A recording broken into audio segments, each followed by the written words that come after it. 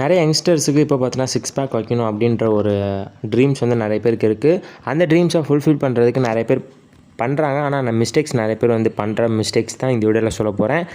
அதனால் six pack work out நீங்கள் பண்ணுறவங்களா இருந்தீங்கன்னா, ஆப் ஒர்க் அவுட் நீங்கள் பண்ணுறவங்களா இருந்தீங்க அப்படின்னா, நீங்கள் பார்த்தீங்கன்னா வந்து பண்ணக்கூடாத முக்கியமான மிஸ்டேக்ஸ் பற்றி தான் இந்த வீடியோவில் சொல்ல போகிறேன்.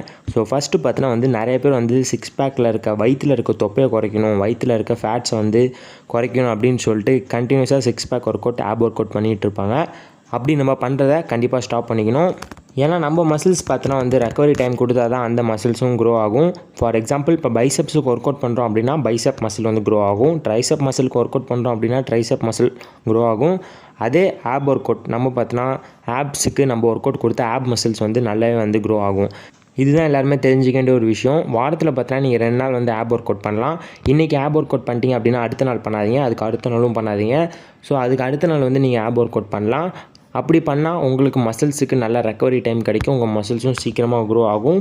உங்கள் வயிற்றில் இருக்க கெட்ட கொழுப்பு, தேவையில்லாத ஃபேட்ஸ்லாம் பார்த்தோன்னா சீக்கிரமாக உங்களோட ஸ்வெட்டிங் மூலிமா வந்து ரிலீஸ் ஆகும், வேர்வை மூலிமா வெளியேறும்.